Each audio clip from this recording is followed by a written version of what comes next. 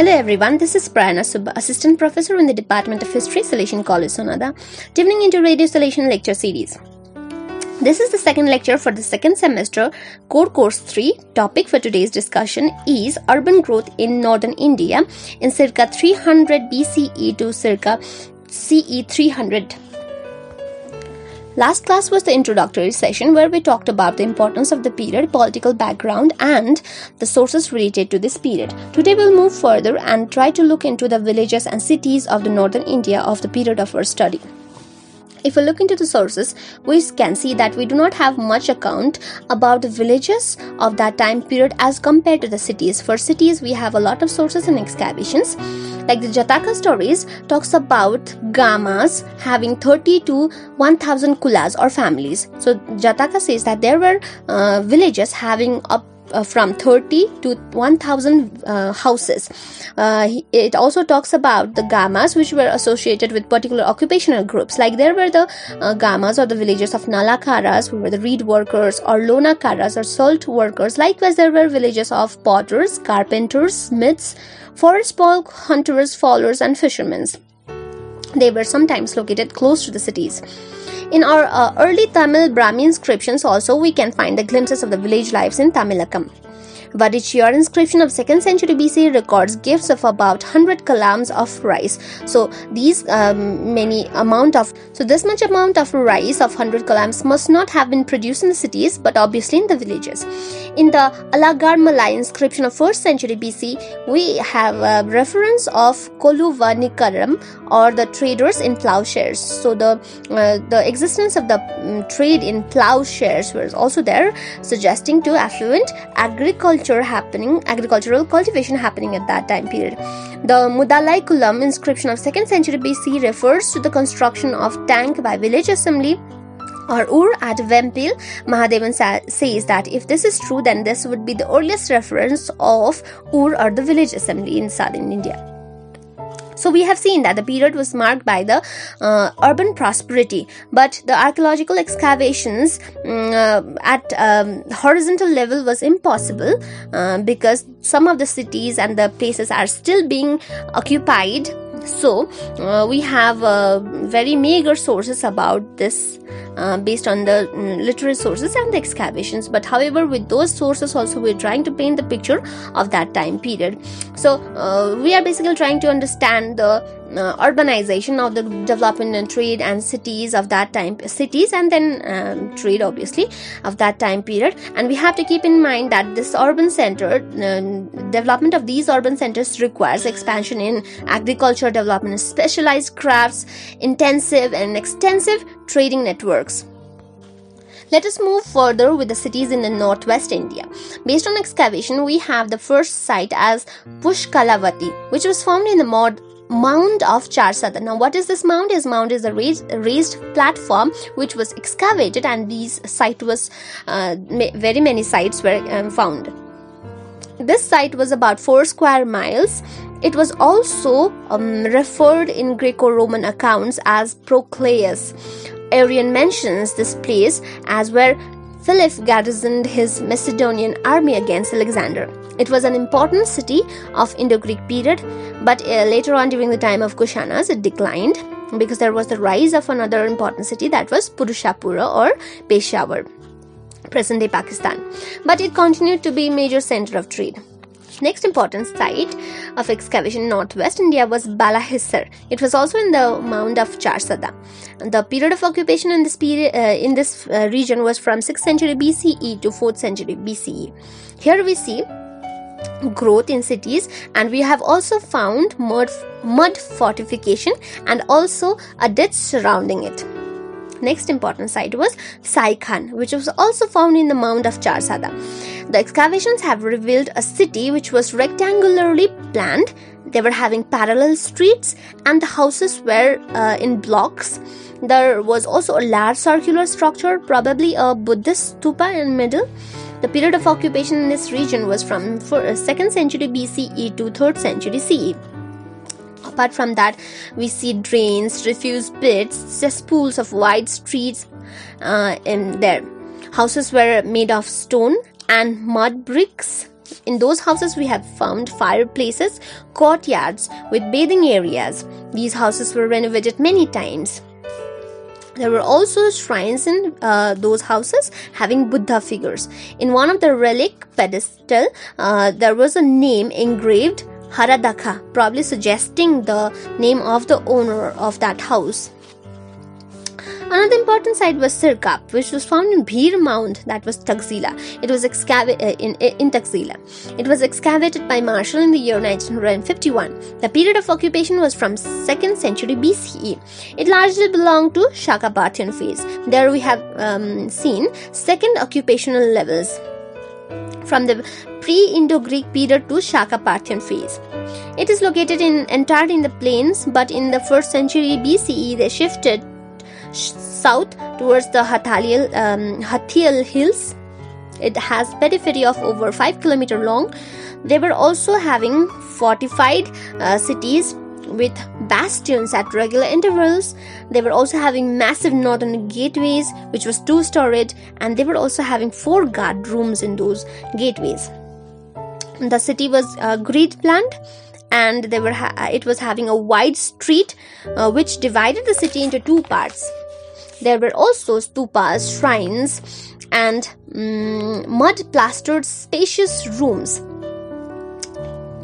The big houses were having as many as 30 rooms and 4 large verandas as well.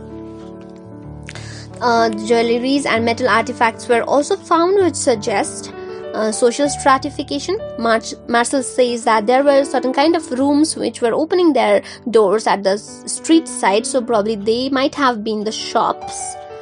In the southeastern side, there was a complex structure which might be a palace. Another important site is Sagala or Sakala in the modern Sialkot, Punjab. It was the capital of Indo-Greek king Menander. It was an important city on trade route. Another important site was Purushapura or the modern day Peshawar in Pakistan.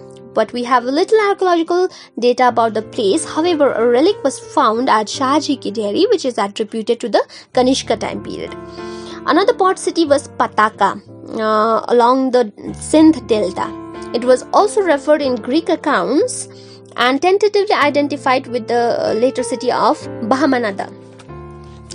Now we will move further east towards the Upper Ganga Valley. The first site is Sanit or Sunetra in the present-day Ludhiana district of Punjab. The occupational phase is from late Harappan phase, and its period 6 was 200 BCE to 300 CE, the period of our study. Here we have found burnt bricks, courtyard also in the middle of the house. Houses were having kitchen, bathrooms, storerooms, stairs which suggested 2-storied houses. There was elaborate drainage system. Mud huts were also there, which suggests servants' quarters were also there. There we have found hoard of 30,000 Yaudeha coins and many seals and ceilings. Another important site is Sankhol, also in Ludhiana, Punjab. There also a stupa was found belonging to early centuries CE.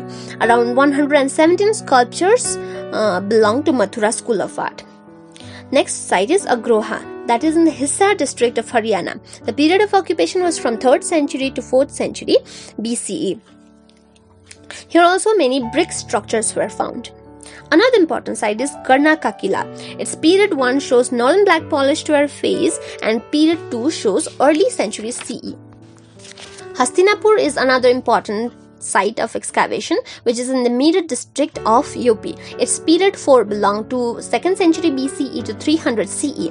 The pottery of these site have given the features like wheel-turned redwares with slip, bowls with incurved rims, sprouted basins, button-knobbed lid, inkpot type lids, bottlenecked sprinklers, miniature vases, stamped or incised designs of fish, leaves, flowers, swastika chinas, three ratnas, loops, circles, and also geometrical figures. They were also sometimes designed in black patterns. The site has shown 7 structural subphases and which shows us the signs of planning, element of planning. We have found burnt bricks. Among metals we have found iron, nails, axes, sickles, copper rods, pins, bells. Stone rotary quern was also found. Carved ivory handles were also there. Fine handmade and molded terracotta figurines were also there, like humped bull terracotta figurines. Many wheels, carts, votive tanks, bodhisattva, Maitreya terracotta torso was also found. So a lot of terracotta works were there. In jewelries, we have found rings and beads of carnelian, jasper, terracotta, which shows high quality of workmanship. 2 inscribed potsherds were also there. Seal was also found. Coins of the rulers of Mathura, Yaudehas, were also there. And the imitations of the Vasudeva coin of Kushana king was also found.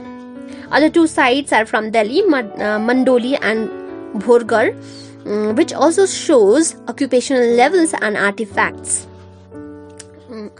Next important site is Atranji Khera in UP. Its period 4C and 4D shows settlements, growing settlements into towns. It also shows increase in building activities.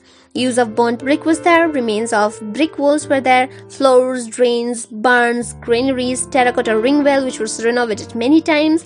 Temples associated with the broken Gaja Lakshmi, the goddess Lakshmi flanked by elephant, was also found there. The period was exposed to flooding several times. Next important site is Mathura.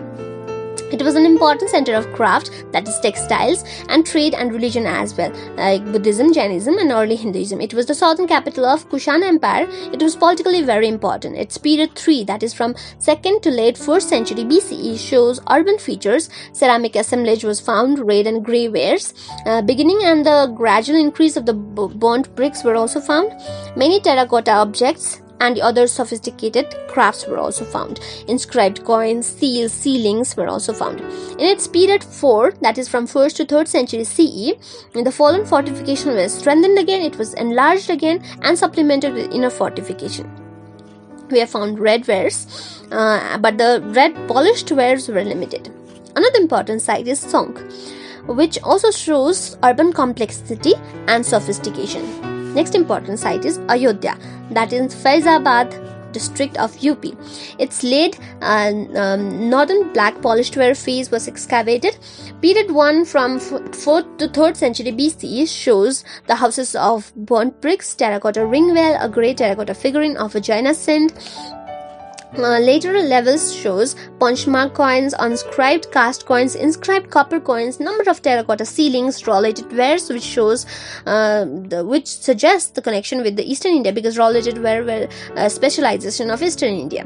Its period 2 from 2nd century to 1st century BCE, which was excavated in 2003 to 2002 and 2003, shows black slipped red and grey wares, terracotta objects of both human and animals, bangled fragments, ball, wheel, a broken ceiling with only the Brahmi letter Sa readable, a stone saddle corn, lead fragments, a glass bead, a bone hairpin, an engraver, ivory dies, stone and brick structures.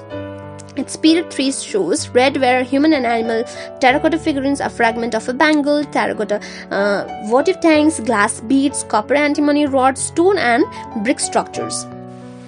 Another important site is Shringa Verapura, that is in Allahabad, UP. 2nd century BC shows the period of occupation. And elaborate brick tank complex was found there, which was excavated by B.B. Lal in the year 1995. It shows remarkable engineering skills. The water was provided to the expanding settlements which were settling in the places far from the river Ganga. The water was brought into this tank through a channel. In a late Kushan period, a structural complex was also found. It was the 2 sections were separated by a corridor of that complex. One room yielded a copper bowl with remains of seeds and pulses. Probably it was a room for storage or likewise. Allahabad, another important site. It was excavated by Edosi in the year 1988. Its period 3 and 4 shows the period of occupation of our period of study. And there also we find expansion and settlement to the forested area. It was away from the river bank. we find 5 tier settlements there, having the area of 3.46 to 5.15 ha. There was network of towns. Kausambi was the largest town there, having the area of 150 ha. There were defense wall. Population was over 24,000. Total population was 32,000, including the people living outside the walls. In its period 4, we see the urbanization was at its peak. People were now wanting more and more to live inside the fortification. Less settlement was found outside the